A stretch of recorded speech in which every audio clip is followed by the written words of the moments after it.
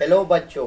आज हम maths formula series में वेक्टर्स स्टार्ट करने जा रहे हैं। आज हम वेक्टर्स को रिवाइज करेंगे। What are vector? सभी को पता है। Physical quantities are broadly divided in two categories, namely vector quantities and scalar quantities. What are vector quantities? Any quantity such as velocity, momentum or force that has both magnitude and direction and for which vector addition is defined and meaningful is treated as vector quantity. Scalar quantities such as mass, length, time, density or energy that has size or magnitude but does not involve the concept of direction is called scalar quantity. Representation: vectors are represented by directed straight line segment. Like here PQ, this is a directed line segment A and a direction, a arrow mark. This is called A vector. And magnitude of A vector is modulus A vector equals to length of PQ. Direction of A vector is from P to Q. Addition of vector. It is possible to develop an algebra of vectors which proves useful in the study of geometry, mechanics and other branches of applied mathematics. If two vectors A vector and B vector are represented by OA vector and OB vector, then the sum A vector plus B vector is a vector represented by OC vector, where OC is the diagonal of the parallelogram OACB. A vector plus B vector equal to B vector plus C vector is a commutative property. A vector plus B vector plus C vector equals to A vector plus B vector plus C vector, that is associativity property. Multiplication of a vector by scalar M A vector equal to A vector into M, that is M A vector. M N A vector is N M A vector, M N A vector. M plus N A vector is M A vector plus N A vector. M A vector plus B vector is M A vector plus M B vector. What is zero or null vector? Vector of zero magnitude. Very important vector. Zero vector zero नहीं होता है कभी, zero vector होता है। Zero vector, a vector of zero magnitude, जिस vector का magnitude क्या हो, जीरो हो, that is which has the same initial and terminal point is called a zero vector. It is denoted by O vector. Unit vector, a vector of unit magnitude, ऐसा vector जिसका magnitude कैसा हो, unit हो, one हो. In direction of a vector A vector is called unit vector along A vector and is denoted by A cap. This is read as A cap. Symbolically, A cap equals to A vector upon modulus of A vector. So this is how a unit vector is taken out. A cap equals to A vector upon modulus of A vector, a vector of unit magnitude. Now what is collinear vector? Two vectors are said to be collinear if their supports are parallel disregards to their direction. Collinear vectors are also called parallel vectors. If they have the same direction, they are named as like vectors, otherwise they are called unlike vector. ये बहुत ही important vector है collinear vector. कोई भी दो vector जिनका support parallel होना चाहिए, डिसरिगार्ड्स of direction. अगर कोई भी एक वेक्टर इस डायरेक्शन में है, दूसरा उसके ऊपर से उस डायरेक्शन जा रहा है, तो लाइक वेक्टर्स होंगे. क्यों? Because they have the same direction. अगर वही इस डायरेक्शन में हो जाता तो अनलाइक वेक्टर्स हो जाते because their direction are different. एक वेक्टर के ऊपर भी एक वेक्टर है, इररेस्पेक्टिव चाहे वो उल्टे सीधे डायरेक्शन में ही क्यों ना हो, फिर भी वो कोलिनियर वेक्टर ही होगा. Symbolically, two non-zero vectors A vector and B vector are collinear and only if A vector equal to K times B vector. Coplanar vector, a given number of vectors are called coplanar if their supports are all parallel to the same plane. Note that two vectors are always coplanar. दो vectors हमेशा coplanar होते ही होते हैं, means they both vectors lie on the same plane. Equality of two vectors. Two vectors are said to be equal if they have same length, same or parallel supports and same sense. Sense means direction. They have same length, same parallel support and same direction. Free vectors. If a vector can be translated anywhere in space without changing its magnitude and direction, then such a vector is called free vector. In other words, the initial point of free vector can be taken anywhere in space keeping its magnitude and direction same. Localized vectors. For a vector of given magnitude and direction, if its initial point is fixed in space, then such a vector is called localized vector. Unless and until stated, vectors are treated as free vectors. Position vector. Let O be a fixed origin, then the position vector of a point P is the vector OP vector. If A vector and B vector are position vectors of two points A and B, then AB vector equals to B vector minus A vector. That is position vector of position vector of point B minus position vector of A. Section formula: if A vector and B vector are the position vectors of two points A and B, then the position vector of a point which divides AB in the ratio m is to n internally, okay, is given by R vector equals to MB vector plus NA vector upon m plus n. 7. Vector equation of a line. Parametric vector equation of a line passing through 2 points A vector and B vector is given by R vector equals to A vector plus lambda times V vector minus A vector. Here parameter T has been taken, you can take R vector equal to A vector, as per in NCERT it is lambda, so it depends on you however you remember this. R vector equal to A vector plus lambda times V vector minus A vector, where T is a parameter or lambda is a parameter. If the line passes through the point A vector and is parallel to the vector B vector, then its equation is R vector equal to A vector plus lambda times B vector. Tests of collinearity of a 3 points A, B, C with position vector A vector, B vector, C vector respectively are collinear if and only if there exist scalars x, y, z, not all zero simultaneously, such that x time A vector plus y times B vector plus z times C vector equal to 0, where x plus y plus z equals to 0. They are called collinear vector. 3 points A, B, C are collinear if any two vectors A, B vector, B, C vector, C, A vector are parallel. Scalar product of two vectors means dot product. A vector dot B vector equal to modulus A vector modulus B vector cos theta. 0 is less than or equal to theta is less than or equal to pi. Theta is angle between A vector and B vector. Note that if theta is acute, then A vector dot B vector is greater than 0, and if theta is obtuse, then A vector dot B vector is less than 0. Why? Because of the values of cos theta. We know that cos theta is negative in second quadrant. A vector dot A vector equal to modulus A vector का whole square, that is A vector square. A vector dot B vector equal to B vector dot A vector. It is commutative. Why? Because it is a scalar product. It will follow the scalar properties. A vector dot B vector plus C vector, distributive property. A vector dot B vector plus A vector dot C vector. If A vector dot B vector is 0, it means that A vector is perpendicular to B vector. Why? Because cos 90 is 0. I cap dot I cap equal to J cap dot J cap equal to K cap dot K cap equals to 1. What are I, J, K cap? I, J, K cap are respectively unit vectors along with the direction of x axis, y axis and z axis respectively. I cap dot J cap equal to J cap dot K cap equal to K cap dot I cap equals to 0. Why? Because the angle between I cap and J cap is what? 90 degree, and cos 90 is 0. Now, very important, projection of vector A on projection of vector B. Projection of vector A on vector B. So it is what? A vector dot B cap. Projection of A vector on B vector is A vector dot B cap. B cap is what? B vector upon modulus of B vector. So A vector dot B vector upon modulus of B vector is a projection of A vector on B vector. Projection मतलब shadow cast करना, जैसे कहते हैं ना परछाई पड़े, तो वही है. ए वेक्टर की परछाई बी वेक्टर पे कहाँ पड़ेगी, वो है projection of A vector on B vector. Note the vector component of A vector along B vector, that is A1 vector equal to A vector dot B vector upon model B vector का whole square into B vector, and perpendicular to B vector will be A2 vector. This is vector component of A vector. A2 vector equal to A vector minus A vector dot B vector upon B vector का square into B vector. A vector is what? A1 vector plus A2 vector. See in this diagram. The angle phi between A vector and B vector is given by cos phi equals to A vector dot B vector upon modulus of A vector modulus of B vector.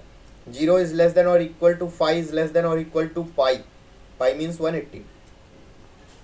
Pi radian. If A vector equal to, now in the vector components form, A vector A1 I cap plus A2 j cap plus A3 k cap and B vector equal to B1 I cap plus B2 j cap plus B3 k cap. Then A vector dot B vector equal to A1 B1 plus A2 B2 plus A3 B3. Why? I cap is 1, J cap is 1, K cap is 1. I into J cap 0, I into K cap 0, J into I cap 0, J into K cap 0, J 1. So only this will be left. Modulus of A vector is under root A1 square plus A2 square plus A3 का whole square. Modulus of B vector is under root B1 square plus B2 square plus B3 square. Now important property, minus of modulus A vector modulus B vector is less than or equal to A vector dot B vector is less than or equal to modulus of A vector modulus of B vector. It means that the maximum value for A vector dot B vector is mod A vector mod B vector, and minimum value is minus of mod A vector into mod B vector. Any vector A vector can be written as A vector equals to A vector dot I cap plus A vector dot J cap plus A vector dot K cap. A vector in the direction of the bisector of the angle between two vectors A vector and B vector is A vector upon mod A vector plus B vector upon mod B vector. Hence bisector of the angle between the two vectors A vector and B vector is lambda times of A cap plus B cap, where lambda belongs to R positive real number, positive real number. Bisector of the exterior angle A vector and B vector is lambda times A cap minus B cap, lambda belongs to R positive. Now modulus of A vector plus minus B vector का whole square is mod A square plus mod B square plus 2A vector dot B vector plus minus का 2A vector dot B vector. Modulus of A vector plus B vector plus C vector का whole square equal to mod A square plus mod B square plus mod C square plus 2A vector dot B vector plus B vector dot C vector plus C vector dot A vector. So this was all your scalar product or dot product. Now coming to the next type of product which is called cross product, vector product of two vector. जब दो vector को multiply करें तो हमें फिर से vector मिल जाए. अभी तक हमने देखा कि जब दो वेक्टर को मल्टीप्लाई कर रहे थे तो हमें एक स्केलर क्वांटिटी मिल रहा था, अब की बार हमें वेक्टर मिलेगा. इसको हम कहते हैं cross product. If A vector and B vector are two vectors and theta is the angle between them, then A vector cross B vector equals to mod A vector mod B vector sin theta n cap, where n cap is the unit vector perpendicular to both a vector and b vector such that a vector b vector and n vector forms a right handed screw system. यहाँ पर ए vector पे आप हाथ रखिए और इधर B की तरफ रोटेट करिए. क्यों? क्योंकि आपको ए वेक्टर क्रॉस बी वेक्टर चाहिए, तो इसकी डायरेक्शन जो थंब होगा वो डायरेक्शन शो करेगा, वो है C vector equal to A vector cross B vector. ये ऐसा वेक्टर है जो कि ए वेक्टर से भी परपेंडिकुलर है और बी वेक्टर से भी परपेंडिकुलर है. अगर यही हम B vector cross A vector कर रहे होते तो ये हमें नीचे की डायरेक्शन की तरफ मिलता, minus C vector equal to B vector cross A vector, जो कि इसका क्या है? अपोजिट है. लैग्रेंज आइडेंटिटी बहुत ही इंपॉर्टेंट आइडेंटिटी है. ये स्केलर प्रोडक्ट और वेक्टर प्रोडक्ट को रिलेट करता है. कैसे? For any two vectors A vector and B vector we have A vector cross B vector का होल स्क्वायर. ये होता है हमारा, ऊपर से देखें तो A vector cross B vector है, इसका होल स्क्वायर करते हैं तो ये होगा mod A square mod B square sine square theta. Sine square theta को हम लिख सकते हैं 1 minus cos square theta. Trigonometric properties sine square theta plus cos square theta equal to 1 use करते हुए sine square theta equal to 1 minus cos square theta. वो property अगर हम यहाँ पर रखते हैं तो बनता है हमारा mod A square mod B square minus mod A square mod B square cos square theta.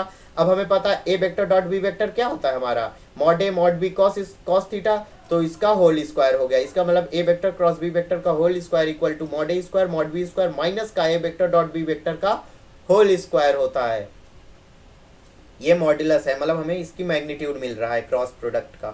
Now formulation of vector product in terms of scalar product. The vector product A vector cross B vector is the vector C vector such that mod c equal to under root a vector square b vector square minus a vector dot b vector square. c vector dot a vector equals to 0, c vector dot b vector equal to 0 and a vector b vector c vector form a right handed system. ये बहुत ही important है. अगर ए vector cross B vector का जो answer है वो अगर सी vector है तो जैसे कि हमें पता है सी वेक्टर क्या है, परपेंडिकुलर है ए वेक्टर से भी और सी वेक्टर परपेंडिकुलर है हमारा बी वेक्टर से भी. इसका मतलब जो डॉट प्रोडक्ट होगा इनके बीच में सी वेक्टर और ए वेक्टर का वो जीरो होगा, सी वेक्टर और बी वेक्टर का जीरो होगा. क्यों? क्योंकि डॉट प्रोडक्ट में क्या चाहिए हमें, कॉस थीटा मतलब 90 डिग्री एंगल बना रहा है. ये दोनों परपेंडिकुलर हैं ए वेक्टर और बी वेक्टर सी वेक्टर के, इसलिए ये जीरो होगा. If A vector cross B vector equal to 0 then it implies that A vector and B vector are parallel और कोलिनियर. क्यों? क्योंकि साइन 0 0 होता है. If A vector equal to K times B vector. Okay, यहाँ पर अगर हमें किसी भी कोलिनियरिटी को प्रूव करना है, ये सबसे सरल तरीका होता है कि किसी भी वेक्टर को हम K times of B vector उस वेक्टर के टाइम्स में प्रूव कर दें. A vector cross B vector is not equal to B vector cross A vector, यानी जो भी हमारा क्रॉस प्रोडक्ट होता है वो कॉम्यूटेटिव लॉ को फॉलो नहीं करता. M A vector cross B vector equal to A vector cross M B vector equal to M A cross B vector. Means M एक स्केलर है तो स्केलर मल्टीप्लिकेशन करेंगे तो किसी से भी मल्टीप्लाई हो सकता है. A vector cross B vector plus C vector, distributive property A vector cross B vector plus A vector cross C vector. Next property है I cap cross I cap equal to J cap cross J cap equal to K cap cross K cap. ये हमारा zero vector है. ये क्या होगा? ये zero vector है. ठीक है, क्योंकि क्रॉस प्रोडक्ट हमें वेक्टर देगा तो यहाँ जीरो नहीं आने वाला, ये जीरो वेक्टर आएगा. डॉट प्रोडक्ट में वो जीरो था पर यहाँ पर ये जीरो वेक्टर है. I cap cross I cap का मतलब theta zero, sine zero zero होता है इसलिए zero. I cap cross J cap equal to K cap, J cap cross K cap equal to I cap, K cap cross I cap equal to J cap. इसे हम clockwise याद कर सकते हैं, आई जे के बाद के, फिर जे के बाद आई, आई के आई के बाद J. If A vector equal to A I cap plus A two J cap plus A three K cap, इसका रिवर्स लॉ आगे मिलेगा। ठीक है, ए वेक्टर को अगर हम कंपोनेंट फॉर्म में लिखते हैं और बी वेक्टर को ऐसे लिखते हैं कंपोनेंट फॉर्म में, B one I cap B two J cap plus B three K cap, then हम A vector cross B vector को लिख सकते हैं डिटर्मिनेंट के फॉर्म में, I cap J cap K cap. इससे हमारा सॉल्व करना बहुत आसान हो जाता है, रिप्रेजेंटेशन मिल जाता है ना हमको। तो A vector cross B vector equal to I cap J cap K cap, A one A two A three B one B two B three, ये प्लस माइनस प्लस करके आप इसे सॉल्व कर सकते हैं। ज्योमेट्रिकली जो हमारा modulus A vector cross B vector होता है वो रिप्रेजेंट करता है एक एरिया ऑफ अ पैरेललोग्राम को whose adjacent sides are A vector and B vector.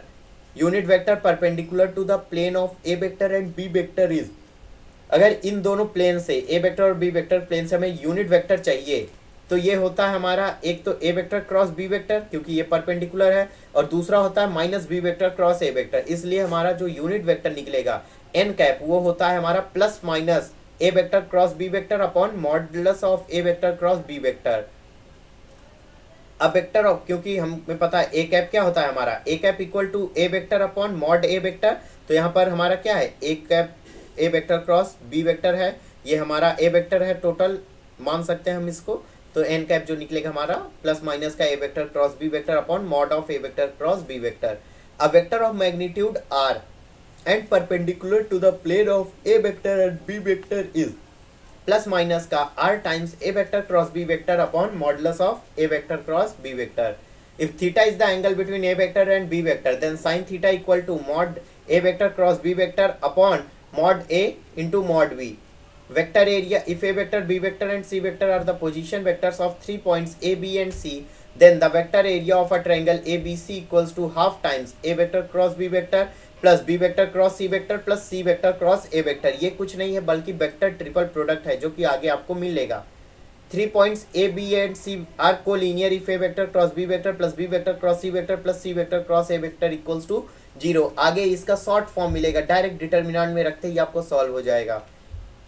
Now area of any quadrilateral whose diagonal vectors are d1 vector and d2 vector is given by half times modulus of d1 vector cross d2 vector. Area of determinant is half modulus a vector cross b vector.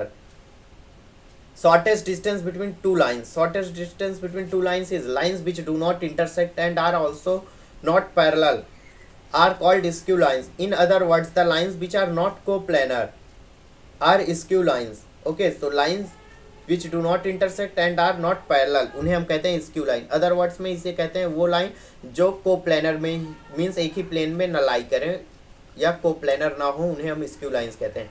For skew lines the direction of the shortest distance vector would be perpendicular to both the line. ये shortest distance हमारा LM होगा जो कि दोनों line से perpendicular है और short है सबसे। The magnitude of the shortest distance vector would be equal to the projection of AB vector along the direction of the line of the shortest distance. LM vector is parallel to P vector cross Q vector. That is LM vector हमारा यहाँ पर देखें, ये LM vector हमारा क्या है, parallel है P vector cross Q vector से, वो दिख रहा है हमें क्योंकि ये P vector और Q vector इनका क्रॉस प्रोडक्ट जो होगा एक अलग से डायरेक्शन में मिलेगा हमें जो कि पैरेलल होगा LM vector के।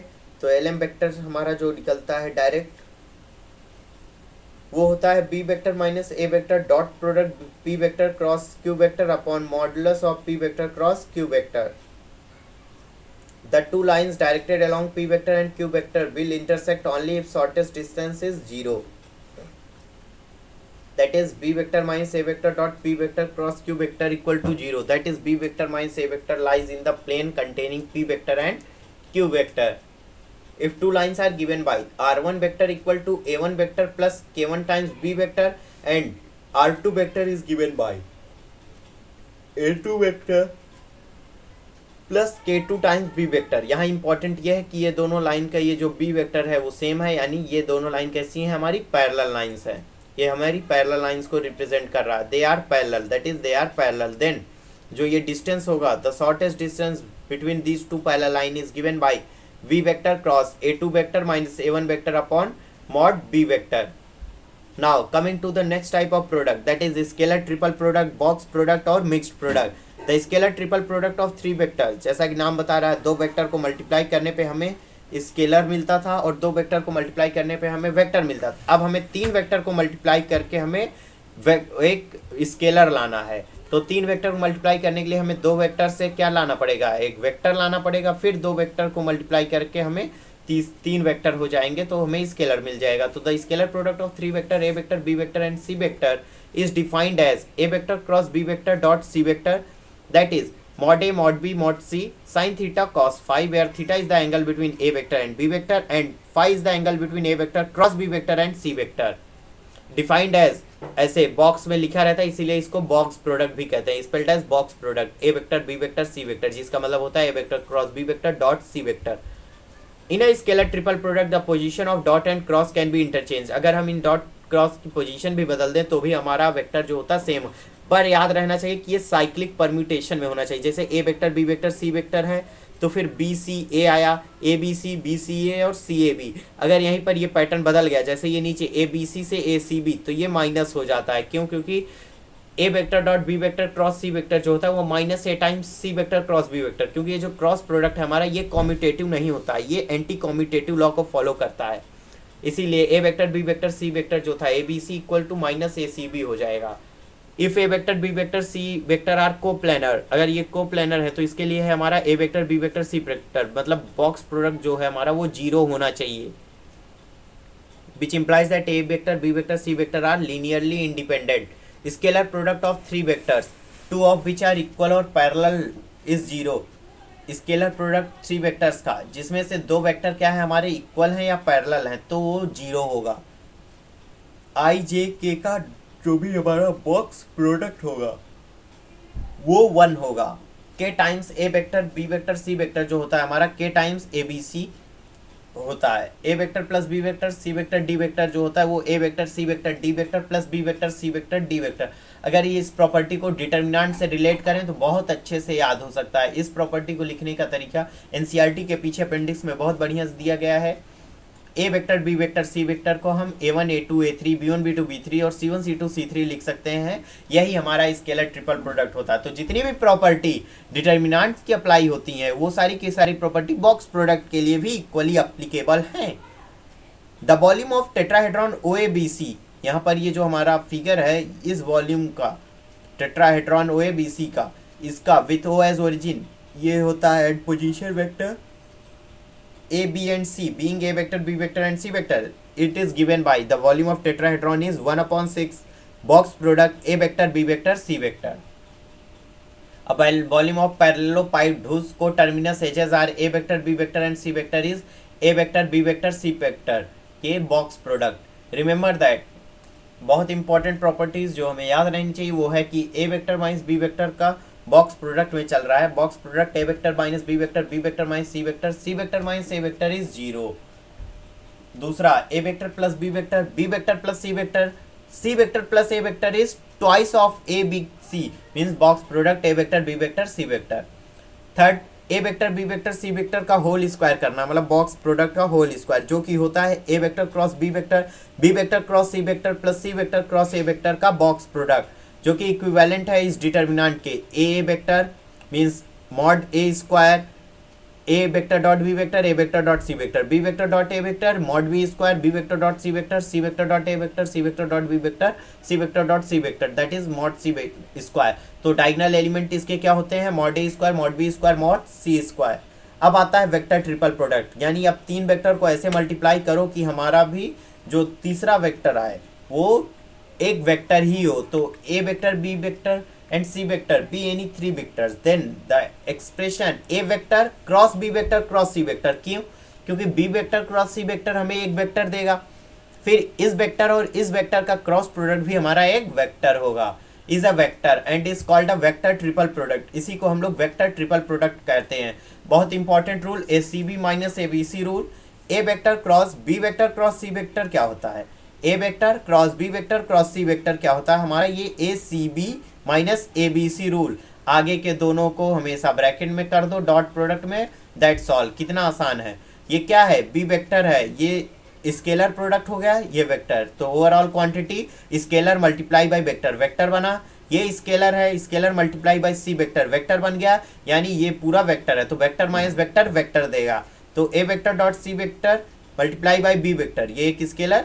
A vector minus A vector dot B vector into C vector, A C B minus A B C rule. Simple तरीका वेक्टर ट्रिपल प्रोडक्ट का याद करने का, A C B minus A B C rule, A C B minus A B C rule. इस vector को याद करो, इतना एक अकेला याद रखोगे आप सब याद हो जाएगा, ये चीज भी बन जाएगी। अब यहाँ पर इंटरचेंज कर दिया है ब्रैकेट, ये याद करना पड़ेगा एक और, ए सी बी माइनस, ये A C B minus A B C rule था, अब A C B minus B C A rule. Simple. इसमें क्या है, A vector cross B vector को पहले ब्रैकेट में कर दिया है, cross C vector equal to A vector dot C vector into B vector minus B vector dot C vector into A vector, A C B minus B C A rule. Now a vector cross b vector cross c vector is not equal to a vector cross b vector cross c vector. Now linear combinations और linear independence and dependence of vector. Linear combination of vector क्या कहता है, given a finite set of vector a vector b vector c vector dash dash dash, then the vector r vector equal to x a cap plus y b, sorry x a vector plus y b vector plus z c vector plus dot dot dot is called a linear combination of a vector b vector c vector dash dash dash for any x y z dash dash dash belongs to real number. For this we have the following result. If x1 vector, x2 vector, xn vector are n non-zero vectors and k1, k2, kn are n scalars, and if the linear combination k1 x1 vector plus k2 x2 vector plus dash dash dash kn xn vector equals to 0, it implies that k1 equals to 0, k2 equals to 0, kn equals to 0. Then we say that the vectors x1, x2, xn are linearly independent vector. अगर ऐसी कोई भी condition को satisfy करते हैं तो अभी हम उन्हें लीनियरली इंडिपेंडेंट वेक्टर्स कहते हैं। If x1, x2, xn are not linearly independent, then they are said to be linear dependent vectors. That is, if k1 x1 vector, k2 x2 vector plus k1 x1 vector plus k2 x2 vector plus kn xn vector equals to 0, and if there exists at least one which kr is not equal to 0, and here it was k all are equal to 0, then x1 vector, x2 vector, xn vector are said to be linearly dependent vectors.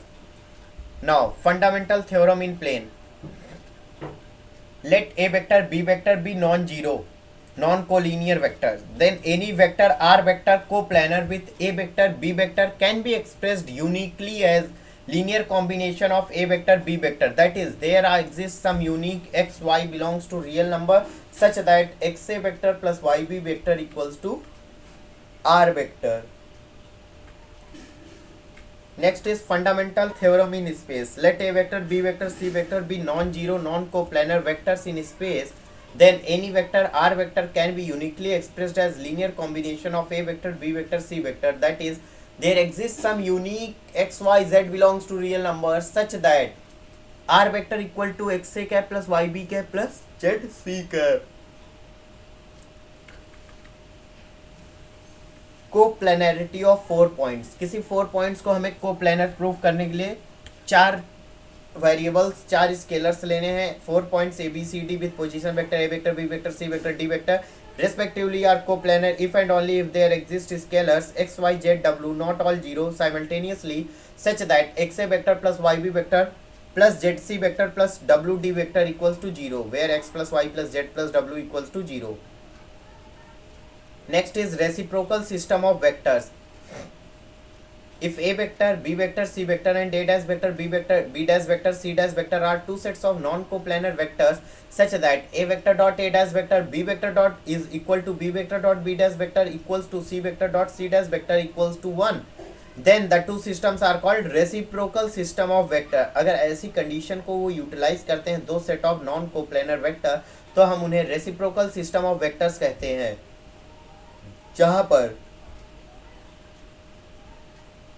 A dash vector जो होता है वो हमारा B vector cross C vector upon scalar product या ये scalar triple product या box product होता है, A B C, B vector cross C vector upon A vector B vector C vector in box product, और B dash vector हमारा होगा C vector cross A vector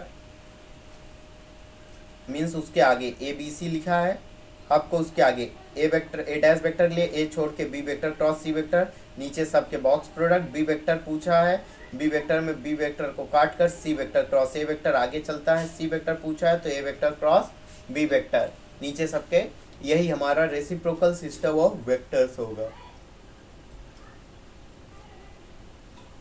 next is tetrahedron. Lines joining the vertices of a tetrahedron to the centroids of opposite faces are concurrent, and this point of concurrency is called the center of tetrahedron.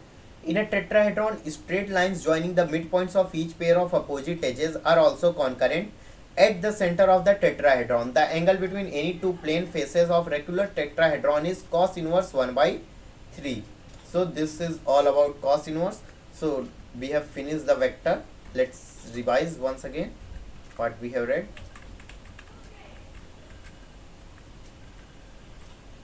Vectors, we have seen vector quantities, scalar quantities, representation, addition of vector, multiplication of vector by scalar, zero vector or null vector, unit vector, collinear vector, coplanar vector, means all types of vector we have seen, equality of two vector, free vector, localized vector, position vector, section formula, vector equation of a line, test of collinearity of 3-point, scalar product or dot product, cross product or vector product.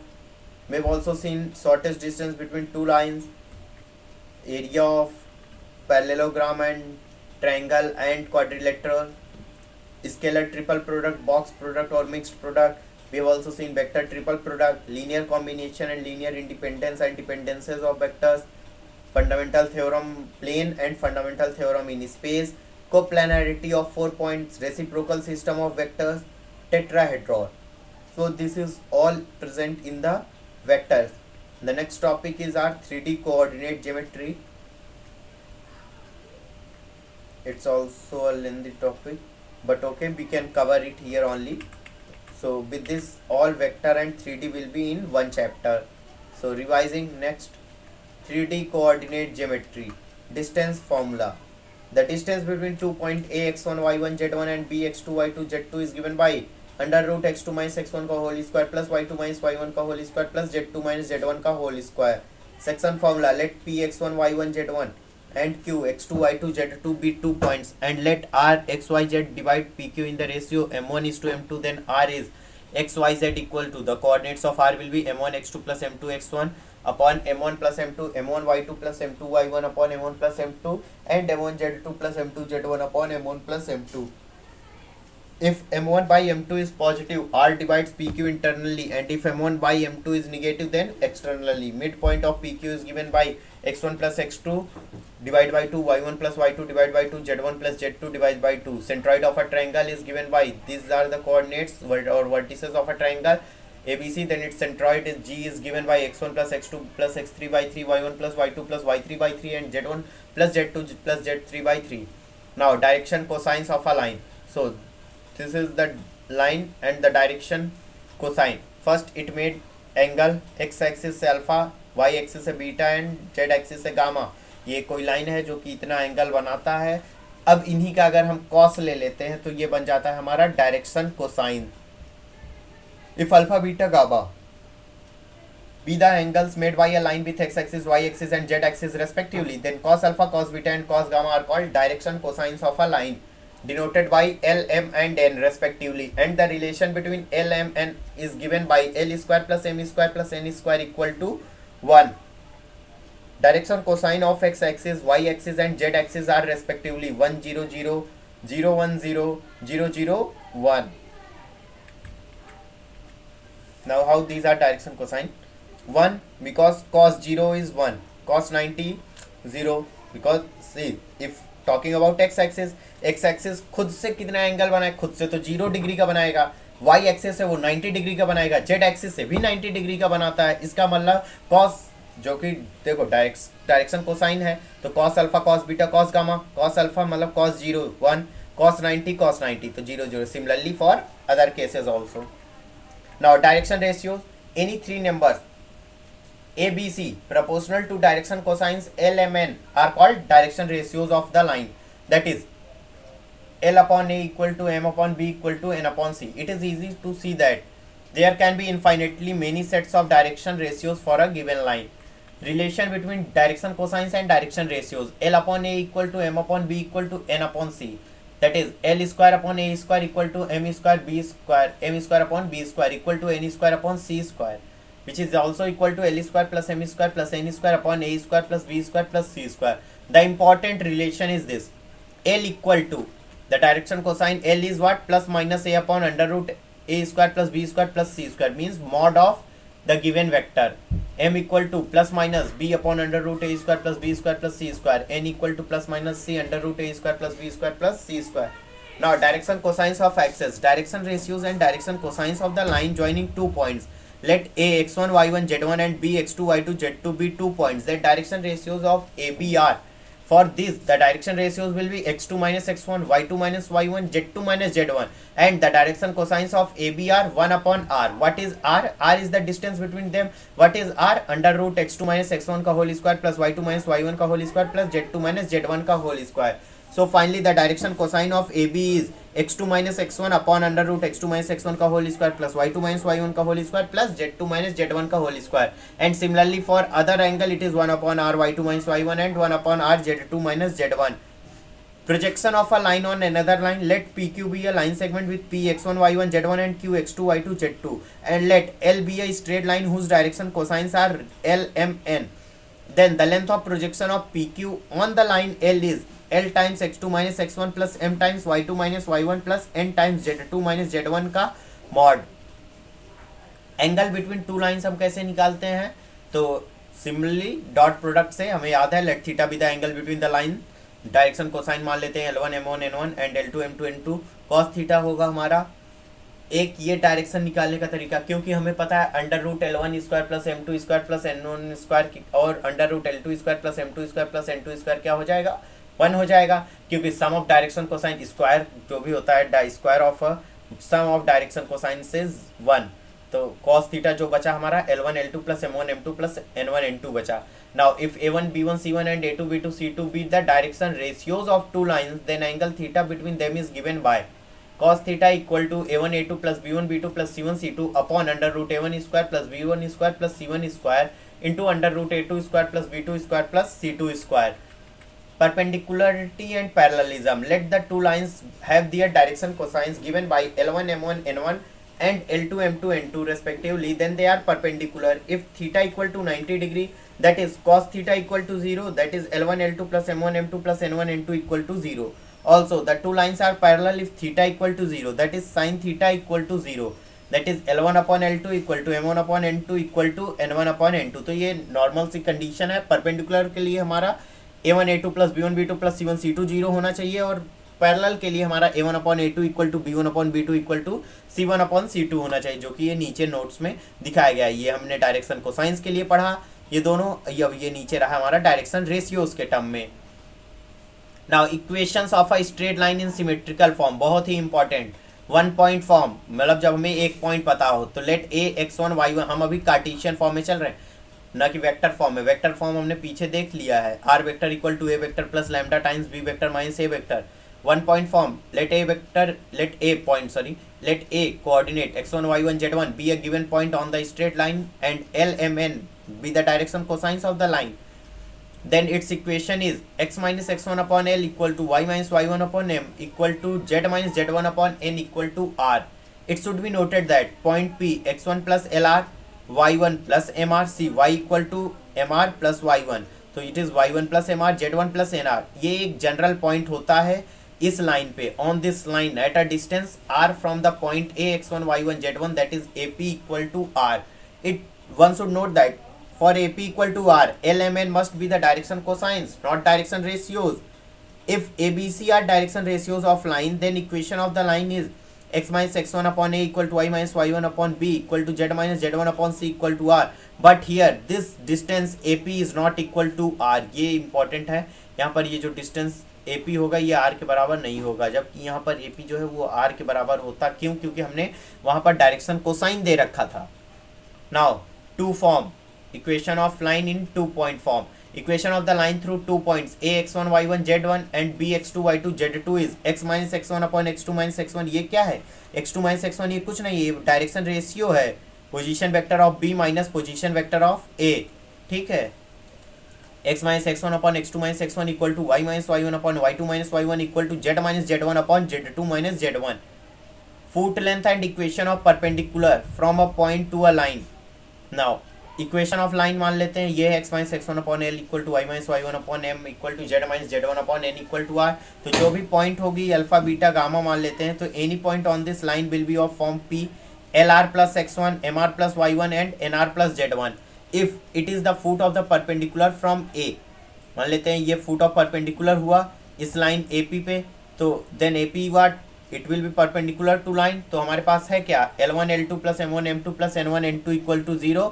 बस उसी form में रख देते हैं और जो भी condition आएगा हमारा, क्योंकि L square plus M square plus N square 1 होता है, नहीं तो हम A1 A2 plus B1 B2 plus C1 C2 में रखते। अब लेंथ निकालने के लिए हमें पता है AP इक्वल्स टू वही डिस्टेंस फॉर्मूला लगाकर हम लेंथ निकाल सकते हैं। इक्वेशन ऑफ परपेंडिकुलर अगर पूछ लिया है तो ये कुछ नहीं होगा, हमें पॉइंट मिल ही चुके हैं, एक पॉइंट हमें मिल चुका है फुट ऑफ परपेंडिकुलर का अल्फा बीटा गामा, उसे रख देते हैं एक्स माइनस अल्फा अपॉन, और हमें इक्वेशन में पता ही है एक पॉइंट, उस पॉइंट को यूज करके हम सॉल्व कर सकते हैं। इक्वेशंस ऑफ प्लेन, प्लेन की इक्वेशन क्या होगी? The equation of every plane is of the degree, first degree, that is of the form ax plus by plus cz plus d equal to 0 in which a b c are constants where a square plus b square plus c square is not equal to 0, that is a b c is not equal to 0 simultaneously. So first vector form of equation of plane, if a vector be the position vector of a point on the plane and n vector be a vector normal to the plane, then its vectorial equation is given by r vector minus a vector dot n vector equals to 0, r vector dot n vector equals to d, where d equals to a vector dot n vector equals to constant. So this is the vector form of equation of plane, r vector minus a vector dot n vector equals to 0, multiplying this n vector, then it become r vector dot n vector equal to d vector, where d is a vector dot n vector which is nothing but a constant. Now plane parallel to the coordinate plane, equation of y z plane हमें पता है वो x equal to 0। Equation of z x plane पे equation क्या होता है, y यहाँ पर पूरा 0 ही हो, एक्स वाई प्लेन पे z 0 होता है। Fourth equation of plane parallel to x y plane, बहुत इंपॉर्टेंट, अगर कोई प्लेन का इक्वेशन पूछ रहा है जो कि पैरेलल है एक्स वाई प्लेन के और वो डिस्टेंस c पे मौजूद है, means it is present at distance c, then the equation is z equal to c and not z equal to 0, क्योंकि एक्स वाई प्लेन पे क्या था, z इक्वल्स टू 0 होता है। लेकिन अब ये जो z एक्सिस है इक्वेशन ऑफ प्लेन, ये पैरेलल है z एक्सिस का जो कि डिस्टेंस c पे है, तो ये z इक्वल टू c होगा इसका इक्वेशन। Similarly planes parallel to y z plane and z x plane are respectively x equal to c and y equal to c। Now equations of plane parallel to the axis, if a equals to 0, the plane is parallel to x-axis, that is equations of the plane parallel to x-axis is by plus cz plus d equal to 0. Similarly, equation of planes parallel to y-axis and parallel to the z-axis will be ax plus cz plus d equal to 0 and ax plus by plus d equal to 0 respectively. ये बहुत ही important है। अब equation of plane देखो, अगर a हमारा 0 है और plane parallel है x एक्सिस से, अभी देखो हमने ऊपर देखा प्लेन पैरेलल था एक्स वाई प्लेन से और डिस्टेंस c पे था, तो ये इक्वेशन थी। अब हमारा प्लेन जो है पैरेलल है एक्स एक्सिस से, तो एक्स एक्सिस से प्लेन पैरेलल है, तो इसका मतलब क्या हुआ, equation of plane parallel to x axis मतलब x is going to be 0, तो ax plus by plus cz में a 0 हो गया, तो हमारा by plus cz plus d equal to 0 हो जाएगा। सिमिलरली अगर y एक्सिस से पैरेलल इक्वेशन पूछा है तो y एक्सिस को 0 डालो, ax plus cz plus d equal to 0। Parallel to z axis पूछा है तो जेड को 0 कर दो, तो ax plus by plus d equal to 0 हो जाएगा।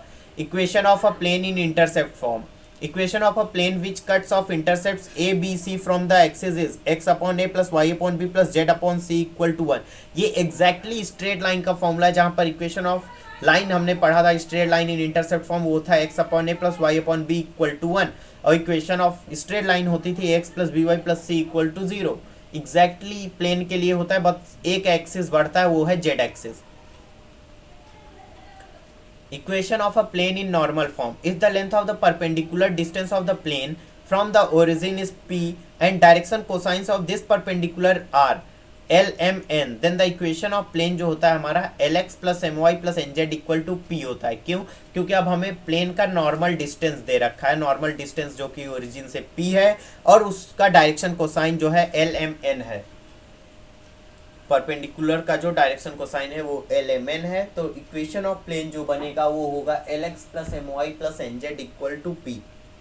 Vectorial form of normal equation of plane, if n cap is a unit vector normal to the plane from the origin to the plane and d be the perpendicular distance of a plane from origin, then its vector equation is r vector dot n cap equal to d। ये हमारा vectorial form होगा equation of plane in normal form. Normal form में हमारा r vector dot n cap equal to d हो। उसमें जो था इसके पहले वाले वेक्टर इक्वेशन में वो r vector dot n vector equal to d था। रियलिटी में तो वो r वेक्टर में इनटू था a vector minus n vector का, जो कि ये यहाँ पर है, हमने देखा था इक्वेशन ऑफ अ प्लेन में r vector minus A vector dot n vector equal to zero vector r vector dot n vector equals to d था। यहाँ पर हमारा एन कैप है, एन कैप नॉर्मल है, डी जो है हमारा परपेंडिकुलर डिस्टेंस का ओरिजिन से लेंथ है। Equation of a plane through 3 points, ये बहुत इंपॉर्टेंट है, अगर आप डिटर्मिनेंट्स में याद करेंगे तो बहुत ही सरल है। Equation of a plane through 3 point जो होता है वो होता है equation of plane through 3 non collinear point. बहुत इंपॉर्टेंट है, 3 पॉइंट्स कैसे होने चाहिए, वो नॉन कोलिनियर पॉइंट्स होने चाहिए, 3 नॉन कोलिनियर पॉइंट्स से, ठीक है, 3 नॉन कोलिनियर पॉइंट से। x1 y1 z1 x2 y2 z2 x3 y3 z3 हैं, ये 3 नॉन कोलिनियर पॉइंट्स हैं। तब जो इक्वेशन ऑफ प्लेन होगा वो 4/4 डिटर्मिनेंट्स में होगा, एक्स वाई जेड वन, फिर x1 y1 z1 1, x2 y2 z2 1, x3 y3 z3 1 equals to 0। यही इक्वेशन ऑफ प्लेन होगा। नाउ दो प्लेन के two plane ax plus by plus cz plus d equal to 0 and a dash x plus b dash y plus c dash z plus d dash equal to 0। Angle between this plane will be nothing but the angle between their normal. Normal क्या है, cos theta equal to a1 a2 plus b1 b2 plus c1 c2 upon under root A square a1 square plus b1 square plus c1 square into under root a2 square plus b2 square plus c2 square. यहाँ same है, हमने abc की जगह a1 b1 c1 मान लिया और a dash x की जगह a2 b2 c2 मान लिया। Planes are perpendicular, planes perpendicular तब होंगे जब a1 a2 b1 b2 plus c1 c2 equal to 0 होगा। अब प्लेन्स पैरेलल कब होंगे, जब a1 upon a2 equal to b1 upon b2 equal to c1 upon c2 होगा। ये कंडीशन बहुत ही उल्टा है जो अभी तक हमने पढ़ा था स्ट्रेट लाइन और इसके पहले लाइंस वेक्टर्स में। क्यों? क्योंकि हम यहाँ पर नॉर्मल के बीच का एंगल निकाल रहे हैं, तो नॉर्मल मतलब नॉर्मल का केस सब उल्टा हो जाएगा। जिसे हम पैरेलल सोचेंगे दरअसल वो परपेंडिकुलर होगा, क्यों हमें नॉर्मल से लेना है। जिस बच्चे ने प्लेन के नॉर्मल से क्वेश्चन सॉल्व किया वो सही सॉल्व कर लेगा, जिसने डायरेक्ट सोचा वो गलत कर देगा। इसलिए इसमें प्लेन्स पैरेलल या परपेंडिकुलर उल्टे होते हैं। कैसे? परपेंडिकुलर तब होगा प्लेन जब उनका नॉर्मल क्या होगा, तो प्लेन परपेंडिकुलर कब होंगे, जब उनका नॉर्मल भी क्या हो, हमारा एक ये प्लेन है हमारा और एक इसके ऊपर का प्लेन है, इसका प्लेन इधर जाएगा, इसका नॉर्मल इसका इस प्लेन का नॉर्मल इधर से, इस प्लेन का इधर से, तो ये परपेंडिकुलर है। इसके लिए कंडीशन है a1 a2 plus b1 b2 plus c1 c2 equal to 0। अब दो प्लेन पैरेलल कब होंगी, जब a1 upon a2 equal to b1 upon b2 equal to c1 upon c2 हो जाए। Planes parallel to a given plane. अब equation of plane लिखना है, अगर ax plus by plus cz plus d equal to 0 से कोई plane parallel है तो वो कुछ नहीं होगा, सारी इक्वेशन सेम रहेंगे, बस लास्ट का कांस्टेंट जो d है वो d डैश हो जाएगा या k कुछ भी मान सकते हैं। ax plus by plus cz plus d dash equals to 0. d dash is to be found by other given condition. Angle between a line and a plane, एक लाइन और प्लेन में एंगल क्या हो सकता है। इक्वेशन ऑफ प्लेन मान लेते हैं हमारा ये है लाइन और प्लेन का। लाइन का equation x minus x1 upon L equal to y minus y1 upon M equal to z minus z1 upon N, ax plus by plus cz plus d equal to 0 respectively. Theta with the angle which line makes the plane, important था ये, sine theta यहाँ क्यों हो रहा है। Then π/2 minus theta is the angle between the line and the normal to the plane. हमें plane के normal से और लाइन के जो बी है, बी वेक्टर होता है, तो वो मतलब पैरेलल, ये जो एलिमेंट डायरेक्शन कोसाइन है उससे निकाला, तो लाइन वेक्टर के लिए तो सेम रहेगा, लेकिन हमारा जो एन कैप है, ये हमें थीटा तो लाइन और प्लेन के बीच में चाहिए, लेकिन प्लेन का डायरेक्शन कोसाइन क्या देता है, नॉर्मल देता है, तो नॉर्मल तो ये है, इसका मतलब ये थीटा है, तो ये एंगल जो होगा ये हमारा π/2 माइनस थीटा होगा। तो असल में एंगल तो ये बना रहा है प्लेन से, क्यों, क्योंकि नॉर्मल और लाइन के बीच में जो एंगल बनता है दो वेक्टर के, वही तो वेक्टर होता है। तो यहाँ पर cos π/2 माइनस थीटा जब रखेंगे तो वो साइन थीटा में बदल जाएगा। Sine theta equal to AL plus BM plus CN upon under root A square plus B square plus C square under root L square plus M square plus N square हो जाएगा। Line is parallel to the plane, ये line plane से parallel कब होगी, आप बताओ, line ये plane parallel कब होगी, जब थीटा उनके बीच में जीरो हो जाए, that is AL plus BM plus CN equal to zero. इस लाइन को हमें प्लेन से पैरेलल चाहिए, यानी वो नॉर्मल के कैसे हो जाए, परपेंडिकुलर। तो ये परपेंडिकुलर का केस है, A1 A2 plus B1 B2 plus C1 C2 equal to zero, जबकि लाइन हमारी कैसे होगी, पैरेलल, ना कि परपेंडिकुलर। अब लाइन को परपेंडिकुलर करने का मतलब क्या हुआ, ये नॉर्मल से क्या हो जाएगी, देखो लाइन ये है, परपेंडिकुलर हो गई, परपेंडिकुलर का मतलब ये जो एन कैप है इससे ये पैरेलल हो गई, तो इसका डायरेक्शन रेशियो और इसका डायरेक्शन रेशियो प्रोपोर्शन में होंगे, और ये डायरेक्शन कोसाइन और इसका डायरेक्शन कोसाइन प्रोपोर्शन में होगा, जैसे कि A/L equal to B/M equal to C/N। Condition in order that the line may lie on the given plane. अब ये जो लाइन है ये पूरी तरह से इसी प्लेन पे लाई करे या नहीं, उसके लिए क्या कंडीशन होनी चाहिए। मान लीजिए ये लाइन की इक्वेशन है x minus x1 upon L equal to y minus y1 upon z m sorry equal to z minus z1 upon n will lie on the plane ax capital AX plus by plus cz plus d equal to zero. This is equation, general equation of plane. Then कब होगा, जब AL plus BM plus CN equal to zero हो और AX1 plus BY1 plus CZ1 plus D equal to zero हो। तो ये condition अगर fulfil करती है तभी वो लाइन प्लेन पे लाई करेगी। Position of two points with respect to a plane, दो पॉइंट है, कोई पॉइंट P है x1 y1 z1 और Q है x2 y2 z2, they are on the same or opposite sides of a plane AX plus BY plus CZ plus D equal to zero according to, जैसे कि AX1 plus BY1 plus CZ1 plus D and AX2 plus BY2 plus CZ2 plus D are of same or opposite sign. जब ये same or opposite sign के होंगे तभी, अगर same sign का है तो इसका मतलब क्या हो गया, these points of with respect to plane कैसे होंगे, सेम साइड ऑफ प्लेन में है। अगर ये निगेटिव हो गया मतलब अपोजिट साइड ऑफ प्लेन में है। Image of a point in a plane, ये कोई पॉइंट है P और ये है प्लेन, इसकी इमेज कहाँ पर बन रही है, तो इसे मानते हैं let the image of a point P, point P x1 y1 z1 की जो इमेज बन रही है plane AX plus BY plus CZ plus D equal to zero से, वो मान लेते हैं Q पे बन रही है, और फुट ऑफ परपेंडिकुलर जो गिर रहा है उस प्लेन पे वो मान लेते हैं पॉइंट R पे गिर रहा है, जो कि x3 y3 z3 मान लेते हैं। अब एक चीज़ नोटिस कीजिए, PQ का जो भी इक्वेशन होगा और PR का जो भी इक्वेशन, यहाँ तो डायरेक्ट मेथड दे दिया है, अगर आप इसे सीरियल वाइज मतलब एक लाइन से करना चाहते हैं तो PQ, ये देखिए ये गिरा हुआ है, R वेक्टर इसका मिड पॉइंट होगा। R वेक्टर का पॉइंट जो होगा वो कुछ नहीं होगा बल्कि ये प्लेन को सेटिस्फाई करने वाले ही पूरे पॉइंट्स होंगे, सिंस ये और ये प्लेन के परपेंडिकुलर और ये प्लेन के परपेंडिकुलर हैं। अब इसका मतलब ये नॉर्मल से पैरेलल है, वो केस लगा देंगे तो ऑटोमेटिकली पूरा आंसर आ जाएगा। तो फाइनली जो आंसर आता है हमारा वो होता है x3 minus x1 upon a equal to, यहाँ पर हम ये जो डायरेक्शन कोसाइन यूज़ करेंगे ये प्लेन का डायरेक्शन कोसाइन होगा, x3 minus x1 upon a equal to y3 minus y1 upon b equal to z3 minus z1 upon c equal to minus ax1 plus by1 plus cz1 plus d upon a square plus b square plus c square होगा। और दूसरा equation जो x2 minus x1 upon a equal to y2 minus y1 upon b equal to z2 minus z1 upon c है, वो minus 2 times ax1 plus by1 plus cz1 plus d upon a square plus b square plus c square के होगा। In equation में अगर आप directly रख देंगे तो डायरेक्ट आपको आंसर मिल जाएगा।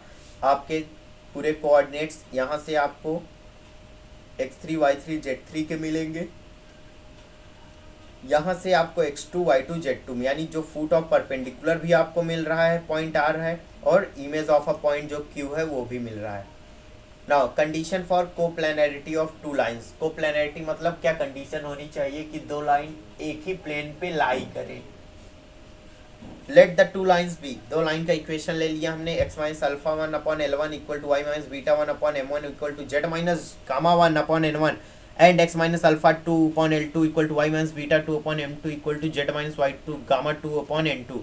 तो these lines will be coplanar. ये लाइन को प्लानर कब होंगी? जब alpha two minus alpha one, beta two minus beta one और gamma two minus gamma one, L one M one N one L two N two क्या होगा हमारा? Zero होगा।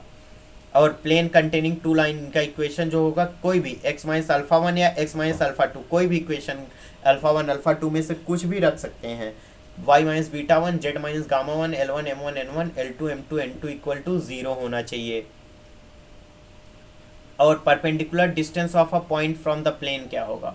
Perpendicular distance p of the point a x1 y1 z1 from the plane ax plus by plus cz plus d equal to zero, it is given by perpendicular distance जो भी point p का होगा वो होगा mod ax1 plus by1 plus cz1 plus d upon under root a square plus b square plus c square. Distance between two parallel planes जो होगा ax plus by plus cz plus d1 equal to zero और ax plus by plus cz plus d2 equal to zero, वो होगा d2 minus d1 upon under root a square plus b square plus c square. ये distance होगा क्या? दो parallel planes के बीच में, और ये डिस्टेंस था किसी भी पॉइंट का प्लेन से। परपेंडिकुलर डिस्टेंस किसी भी पॉइंट a था और उसका प्लेन से, इस प्लेन से कितना डिस्टेंस होगा, तो वो ये था। A plane through the line of intersection of two given planes क्या होगा? Consider two planes u ax plus by plus cz plus d equal to zero और v है a dash x plus b dash y plus c dash z plus d dash equal to zero. तो हमारा जो plane का equation होगा through the line of intersection of two given plane, उस दो intersection से एक तीसरा प्लेन जो जाएगा वो होगा हमारे u plus lambda times v equal to zero. इसका मतलब ax plus by plus cz plus d plus lambda times a dash x plus b dash y plus c dash z plus d dash equal to zero होना चाहिए। Lambda एक real parameter है which represents the plane passing through the line of intersection of given planes, and if planes are parallel, this represents a plane parallel to them. A bisectors of angles between two planes क्या क्या है, कैसे निकालेंगे? Direct formula, let the equation of the two plane be ax plus by plus cz plus d equal to zero है and a1x plus b1y plus c1z plus d1 equal to zero है। तो equation of bisectors of angles between them क्या होगा? वो होगा ax plus by plus cz plus d upon under root a square plus b square plus c square equal to plus minus a1x plus b1y plus c1z plus d1 upon under root a1 square plus b1 square plus c1 square होगा।